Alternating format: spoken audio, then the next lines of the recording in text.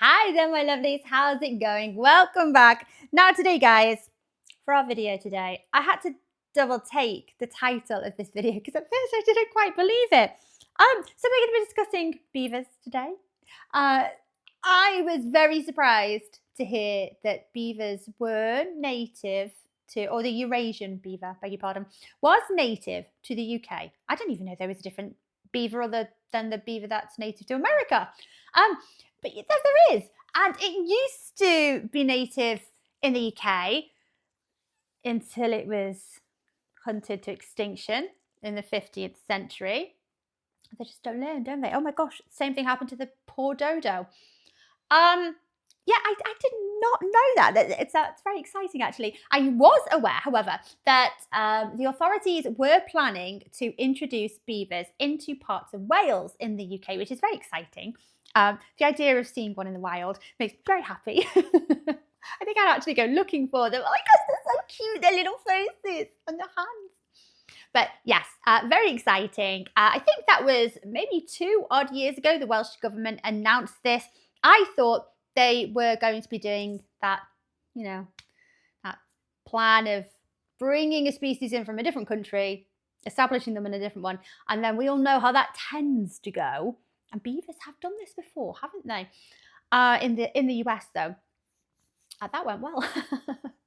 Anyway, so yes, very happy news. To my knowledge, they haven't done it yet. However, they have done this in parts of Scotland and in Dorset in England, I believe. So I had to double take the title of this video. This is the Baby Beavers Rewilding London behind a McDonald's. It just gets more and more bizarre. Okay, I had no idea. A bit of an odd place for them to choose rewilding beavers in London, but hey ho, that's been the case. So this video has been requested by lapisblue penguin through Buy Me a Coffee, and I'm just going to call you lapisblue for short. Lapis, you say, you have been holding out on us. You hide the London McDonald's with a beaver pond just behind it. Give us the skinny on this. Well, I'd like to, but I knew nothing about it at all. So I'm very surprised to read this. So happy, still slightly shocked, but I mean, it's amazing. Yeah, I didn't even know they were native to the UK. So very good to see them rewilding the beavers here. They are different, aren't they? Our beavers are slightly different. So the Eurasian beaver is, believe it or not, slightly bigger most of the time than the American beaver, which now no, normally it's the other way around. Everything's bigger in America. But yes, the Eurasian beaver, sorry, is slightly bigger. It's normally lighter in colour, I believe, and the tail is a little bit of a different shape. It's not quite the paddle shape of the American beaver. So they do look a little bit different, but they're generally the same size. I think they've got a longer muzzle, nose going on there as well. So they look a little bit different. I'm very excited to get them back in the UK. I love them, they're so cute. Right, let's watch the video. I've done an awful lot of talking already. I say that every video. Guys, if you're enjoying these reactions as well, don't forget to hit that like and subscribe. Thank you, my lovelies. If you're interested, I have a Buy Me a Coffee account, and that link is over here. And if you would like to help support this channel any further, I do have a Patreon account. If you fancy checking that out, that link is in the description below. In the heart of West London, something surprising is happening. West London! Just 100 metres behind a McDonald's in Ealing, a family of beavers are busy at work. Oh, to be fair, it's quite a nice McDonald's. It's not in a built-up area. It's not in the middle of a city or a town. There's quite a lot of like wild area behind it. I was wondering. I mean, they'd be the best fed beavers all around. I'm sure they'd sneak the leftovers of a Happy Meal every now and again. This pioneering rewilding project is turning Paradise Fields into a thriving wetland right next to the city. In just 16 months, these ecosystem engineers have transformed the landscape, slowing water, building habitat, and helping fight floods. The beavers are back, and nature's loving it. So I'm very excited to bring you the first Wilding Earth episode here in London. And what's even more exciting is this is a few miles away from where I live. So we're in Ealing, and here they've reintroduced beavers for the first time in 400 years. And they've even had baby beavers born last year called kits. So welcome to the Ealing Beaver Project, and I can't wait to show it to you today. Oh, they're like little baby rabbits, the kits. Oh, gosh. Oh. I still haven't got a name for that emotion where you can't contain your overwhelming feeling of cuteness, like a cuteness overload. There's got to be a name for that emotion. Let me know. Come up with a name if you want, guys. Let's patent it something. Let's call it something. So Elliot, thank you so much for having us here today. Yeah, we'd love to learn a bit more about your amazing project you have here, please. Oh, well, Ollie, firstly, welcome to the Ealing Beaver Project. So I think this is probably one of the most pioneering, inspirational rewilding projects in the whole of the UK. So it is the only beaver enclosure in the whole of the UK that one is firstly such an urban landscape. We can hear the road noise, sirens going past, all that sort. So we're in Zone 4 London here, which is pretty special. It's fully accessible.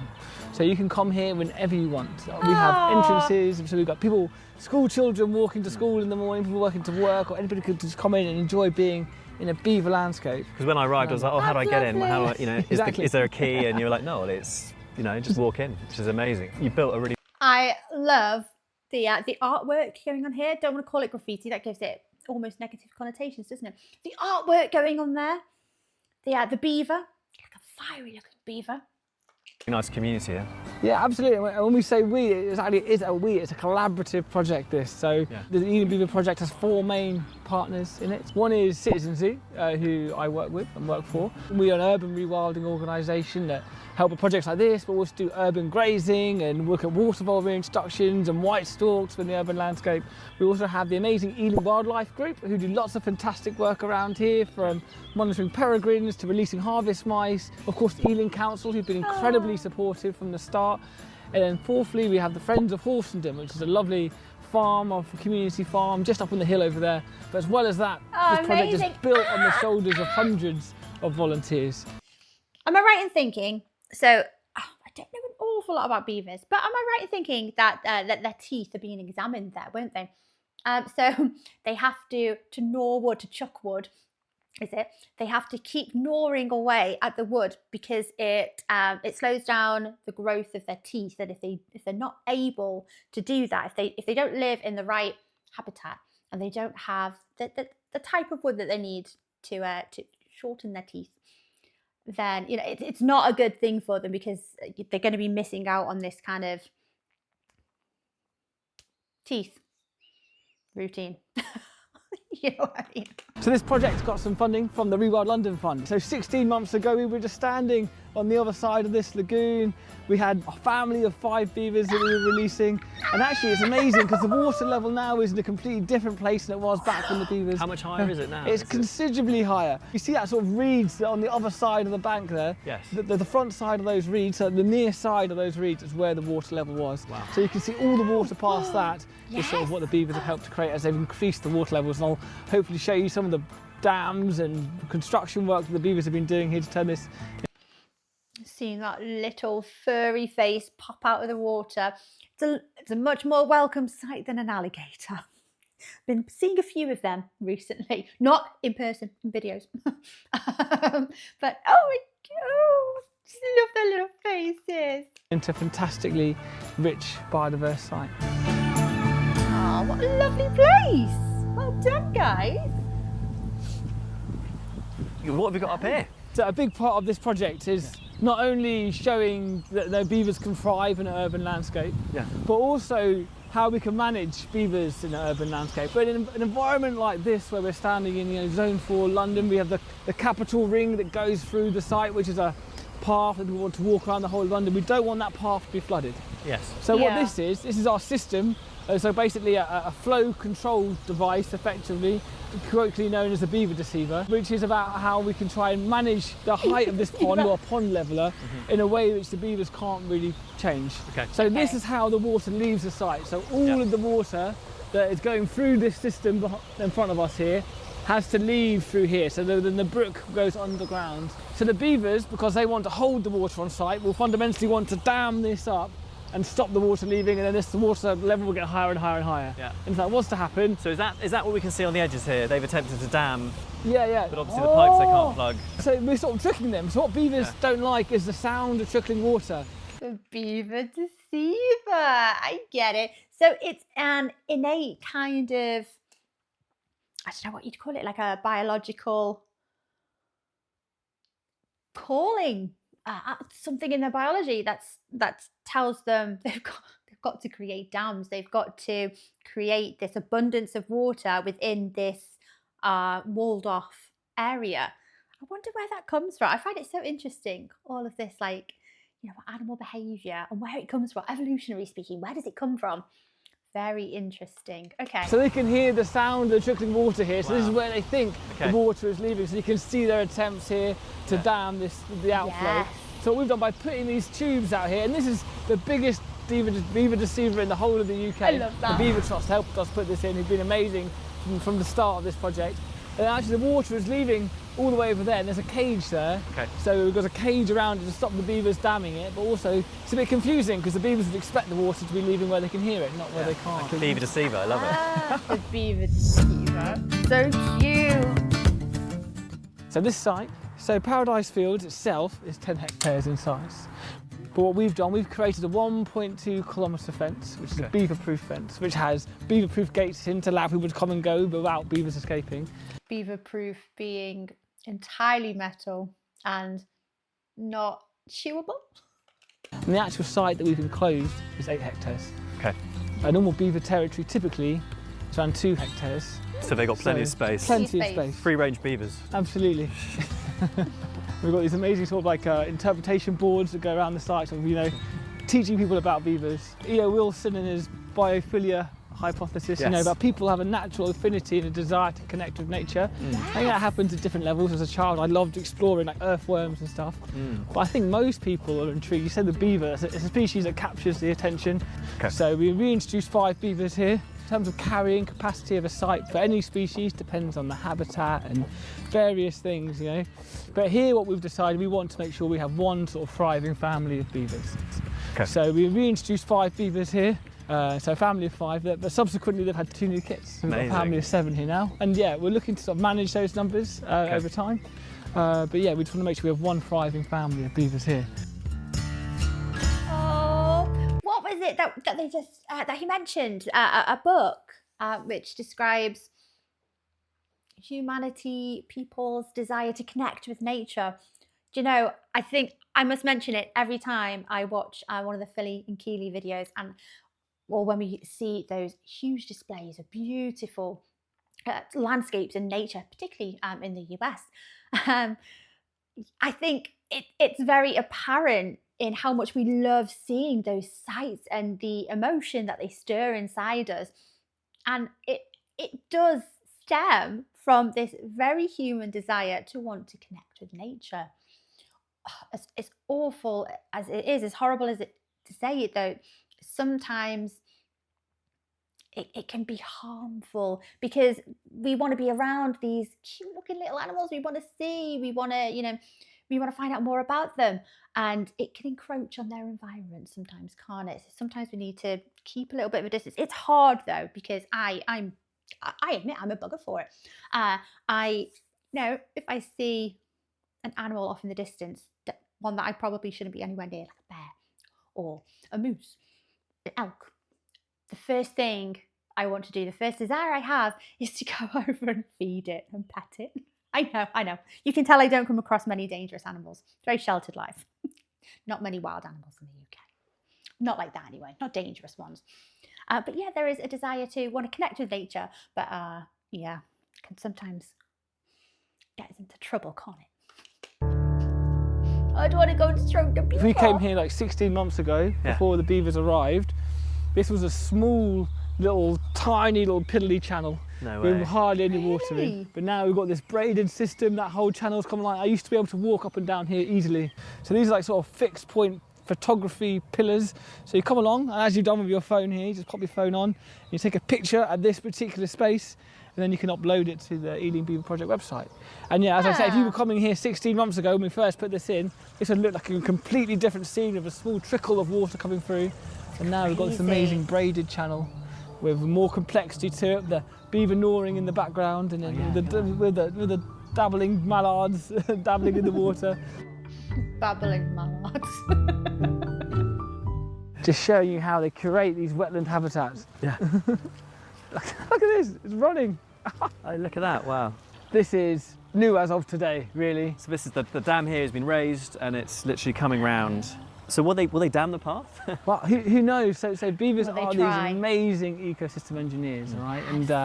And they do this for a number of reasons, but they want to create these complex wetlands where it has deep water where they can move around, because beavers are evolved, they have amazing adaptations to live, to be in riverine environments. On terrestrial landscapes, beavers aren't that mobile, they haven't got very long legs, they're quite heavy animals, and they're always worried that a wolf is going to jump out of a bush and grab it.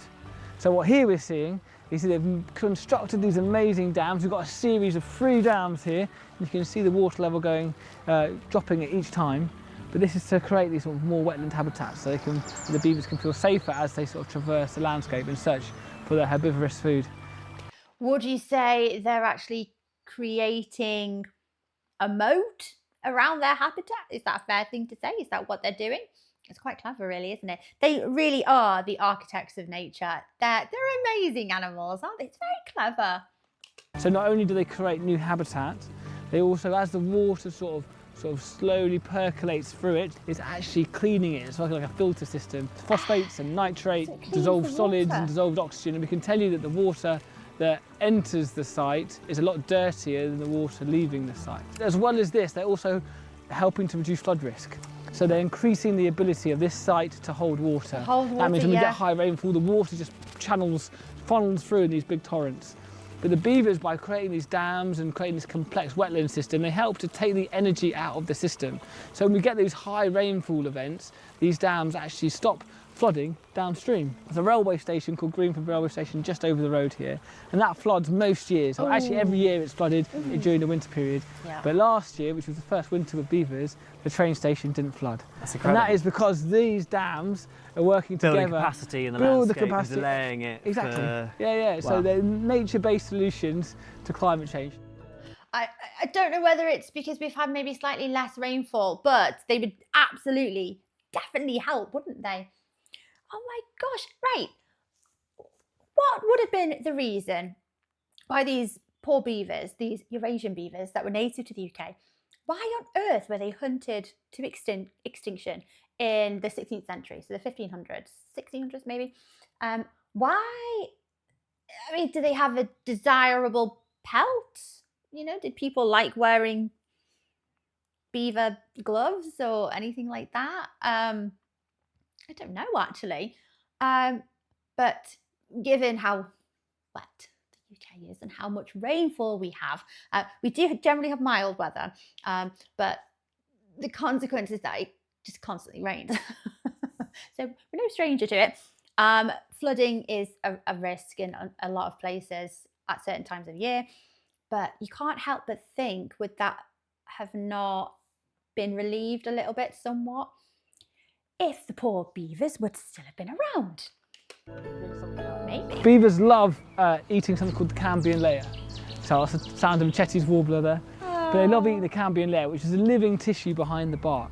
So here they felled a large tree, and that's helped to stop people getting into here. So we now have a beaver sanctuary behind here, which the beavers feel nice and safe.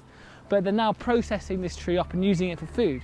So you can see here they've almost stripped the bark. You can see the wood chippings here. Each slice is effectively one beaver bite. So these little lines are little teeth. The little teeth marks, yeah, so really distinct. yeah, This is really good beaver track and sign for beavers. So 2 things I'd always tell you to look out for if you're looking at a beaver chewed stick. One is where they've stripped the bark to try and access that cambium layer, but also this 45-degree angle here. Okay. Anytime a beaver bites a stick or nibbles on a stick, the orientation of its hands and its teeth will always leave that very distinctive 45-degree angle.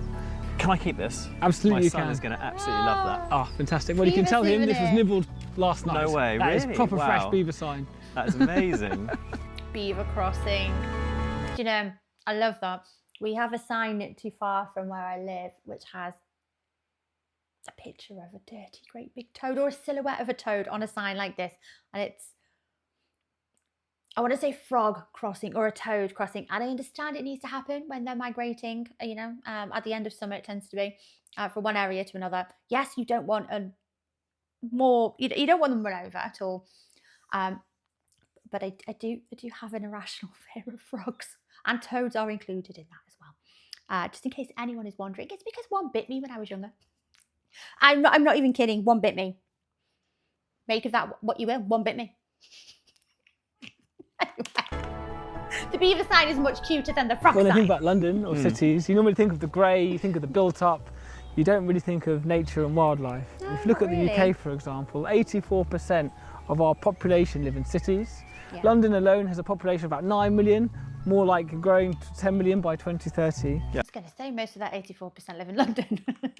I would love people to have nature as part of their daily experience. Nature shouldn't be something you have to travel miles off to. You should open the door and you should be sort of surrounded in a biodiverse landscape, and that will have so many benefits, not only for climate resilience like we spoke about today, but mental health and just being more stimulated in an urban setting. It is great for mental health.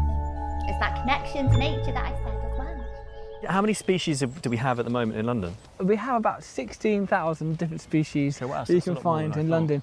You know, over 300 species of bird, 11 species of bat, literally thousands of species of invertebrate. You know, London is a biodiverse landscape. 49.5% of London is green or blue space, so a lot greener than you might first expect. Each of these incisor marks you can see, and this is almost like, you know, the distinctive pencil-like feature that you'll see when you see sort of like, you know, beavers nibbling on trees and felling trees, and again you can see how they've stripped all that bark to access the Cambrian layer. Why is this a different colour? This is a golden, orangey. Yeah, absolutely. So every sort of different type of tree has a slightly different coloration to sort of the tissue behind the bark. Willow is different to blackthorn and hawthorn, for example. But also it gives you an indication about the time in which it was chewed. You can sort of tell how aged the bite marks are just by that sort of, it discolours over time. So last night? Probably a bit of gnawing last night, because look how fresh this is. Yeah, okay. That is proper fresh. Yeah. That is. Oh, I have a quick question. So when they fell a tree, is it intentional with beavers? Is that why they're doing it and they want the tree in a certain direction? Are they that clever? How do they know that tree isn't going to squash them? And what happens if they take one nibble too many and that tree, you know, falls? I don't even want to think about it. It's a very sad thought. Poor beavers. This looks quite dramatic, doesn't it? And you think, poor tree. But one thing you need to remember, that beavers and trees have evolved for millennia. Actually, by having beavers in the landscape can massively improve the quality of our woodlands. What they'll do by felling this tree, for example, instantly, you know, more light will hit the forest flat ground, forest floor, and you'll get a whole range of more flora and more diverse tree structures. So they create opportunity for new species and for new growth. So we will see new regeneration, as you can see here. Oh yeah. You know, this tree is not dead. We'll get fresh growth coming through. So you'll get a whole wealth of great more sort of biodiversity here. Trees and beavers go hand in hand. There's lots of management techniques we can do. For example, if we didn't want this tree to be felled, we could do two things. We're going to put a cage around it to stop the beavers getting to it, or even cheaper, we can get some sandy paint. And someone told me that when beavers are gnawing trees, sometimes they'll stop and they'll like look up, and they were saying to listen for the cracking sound. So is that true? That as they're gnawing, they're listening to hear if it's cracking so they can move out the way. There are some instances of beavers being squashed by their own trees, and normally what they'll do, they'll then move themselves away from the area, and then actually on a windy night, the wind will do the rest. It's cool, no? They're so clever. They are. They're not just cute, they're clever. There we go. Question answered, baby. Beavers are amazing ecosystem engineers, and they attract all sorts of wildlife. What have you seen since the beavers have moved here? I like to almost call it a biodiversity explosion or biodiversity bomb. When you put a beaver into a landscape, you see a whole range of biodiversity increase. And the beaver's only been here for about 16 months, so not very long in the grand scheme of things, right? But even in that short space of time, we've seen a whole wealth of new species using the site. For example, new bird species. This last winter, for example, we saw snipe and water rail for the first time. We're seeing kingfishers use the site more than ever before. We're seeing our freshwater invertebrates, which are the bedrock for an ecosystem, increasing not only in abundance but also diversity. And you know, is that like frogs and newts and yeah, absolutely, totally. So in the woodland over here, the wet woodland they've created, tadpoles and frog spawn was like never really recorded here in big numbers ever before, really. But just this year, this last spring, we're excited to report that that woodland was teeming in frog spawn. And you know, it might not sound that exciting, but that wasn't something this site had prior to the beavers arriving. You might think I don't like hearing that, but I actually do. You know, I do understand that frogs are very important for wildlife and biodiversity. I'm not saying I'm the biggest fan, but I don't wish them harm. As well as species that are naturally recolonising onto the site, we're also proactively bringing other species back. Black poplars are a species that are wetland specialists, so we know that they will coexist very well within beaver landscapes because their seeds effectively need the water to be able to germinate. So we're hoping, you know, by having the beavers here, we're creating perfect habitat for black poplar to thrive and to spread. Amazing. And like they said, cleaner water where the beavers have made the dams and felling the trees. Where are we at? Well, explain why we're whispering, maybe. Yeah. So we're now standing in a secret location on the site. It's a very sensitive location because this behind us is the largest beaver lodge in the site. So this is where the beavers spend a lot of their time in the day because beavers are nocturnal. And the reason we're whispering, because we're now in the heart of the pregnancy period for beavers. Oh wow, so they're pregnant again. Wow, we're hopeful. The beavers, we're pregnant and we're confident in the coming days.